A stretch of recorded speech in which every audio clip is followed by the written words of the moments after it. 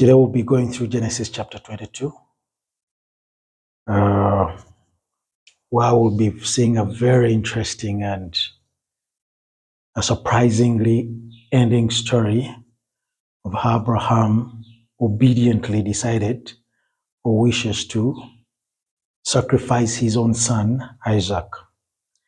Basically, Genesis 22 contains one of the most iconic stories in all of the literature that we have about the Bible. And this is about Abraham's near sacrifice of his son, Isaac. To many, it's a troubling story of many, mostly because it's often misunderstood.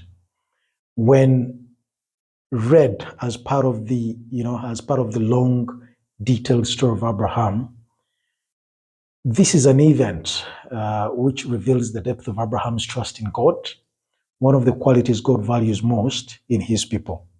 Sometime after the birth of Isaac, while Abraham is still living in Beersheba, that is, as we did see last chapter 21, God now speaks to him again. This time, though, God comes to test Abraham's faithfulness and obedience with a very specific command. Abraham is to take Isaac to the land of Moriah. There, he is to offer him as a burnt offering on one of the mountains, as we're going to study in Genesis chapter 22, verses 1 to 2. God makes the command especially pointing out by acknowledging up, from that Abraham loves Isaac and that Isaac is his only son. The most criteria of this story starts and literally ends. It starts and ends here, with the idea that Abraham has heard from God. Now, this is really not the first time that Abraham has been presented with a situation that he does not fully understand. However, this time around, God faithfully provided a son to Abraham, even though Abraham could not see how it was possible in Genesis 17:17 and in Genesis 21, 1 to 2. That was the birth of Isaac. God was righteous in his destruction of Sodom. He saved Lot, even though Abraham didn't understand how this could have happened in Genesis 18:22 to 23, and Genesis 19:15 to 16. If you missed out our episodes 18 and 19, please pick it up on our YouTube channel. Hey, don't also forget to subscribe if you haven't already, by clicking the subscription button that is on your page right there. Now, Abraham has to decide if he trusts God enough to obey seemingly an impossible command, even when he does not fully understand how God plans to make these things right. Abraham doesn't, of course, as we're going to see, hesitate, in that he gets up very early in the morning. He summons two of his servants, these young men, along with Isaac. He collects enough firewood with a burnt offering and loads up the donkey. We don't know exactly how old Isaac is at this point, but he's capable of traveling without his mother, as we're going to see in verses 3 to 4. He was also capable of asking intelligent questions. We'll see that in verses 7, and carrying wood for his father in verses 6. Most likely, Isaac is a teenager. The small group immediately heads out on the 3 days journey to Moriah. Moriah, the mount that the Lord asked him to head to. Once there, when they arrived, Abraham left the servants and the donkey behind. He and the lad, or he and and Isaac, they headed up the hills with the wood. He held the fire, he held the knife, Isaac held the wood. Does Abraham expect God to stop him from being, before he kills Isaac? Could he have had such thoughts that, hey, somehow miraculously God is going to stop him? Probably not, and I don't think he did.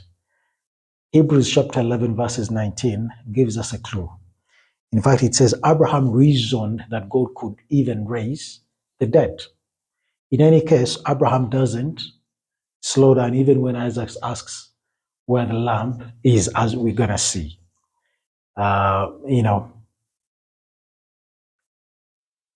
he simply replies that, God will provide himself a lamb, and we'll see that in a little bit. Isaac, for his part, he seems to be willing to cooperate with his dad. We'll see that in Genesis 6-8. And after the dad built an altar, Abraham binds Isaac, and then he laid him onto the altar. And that is before he could kill him. Now, he gets the knife, and as he's sort of ready to plunge the knife into Isaac, the Lord's voice rings out of heaven, commanding Abraham not to harm Isaac. The moment the voice came about, the test was over, and Abraham successfully, he had passed it. Now, I know that you fear God, seeing that, the Lord sort of speaks to him and he tells him that, hey, I know that you fear me, or you fear God. Seeing that you've not withheld your son, your only son, from me. We'll see that in verses 12. And sort of he gives him a substitute of a lamb.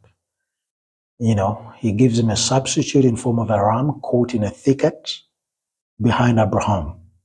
The ram, he picks it up and he does offer it. And then later on, he calls on the mount, the Lord will provide. Eventually, the Lord renews and he emphasizes his promises to Abraham once more, swearing by himself, since after all, there isn't anybody greater than God, so he can only swear by himself. Because of Abraham's obedience, the Lord promises him to multiply his offsprings exponentially and to give Abraham and Abraham's offsprings victory over their enemies, as we're going to see in Genesis 15:17. The Lord, and that is Jesus,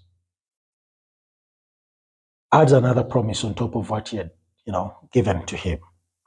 He says that all nations of the earth will be blessed through Abraham's offspring. Something that happens unequivocally when Abraham's descendant, Jesus, becomes the means by which all mankind were blessed. And we received the blessings of the grace through his faith. And we'll see that in 18 to verses 19. Genesis 22 ends with a list of 12 children of Abraham's brother, Nahor, whom he left in Babylon. One of those children, Bethuel, will become the father of Rebekah. It's sort of hinted because of Rebekah's significance in the story ahead of time. Abraham's son, that is Isaac, eventually he gets to marry Rebekah. We'll see that in Genesis chapter 24. And then he will sort of father Jacob. He had Jacob and Esau, whose children from the tribes of God's chosen people, Israel, would come. They came from Jacob, not Esau. Basically, that is the bit of the summary of Genesis chapter 22 that we are looking at.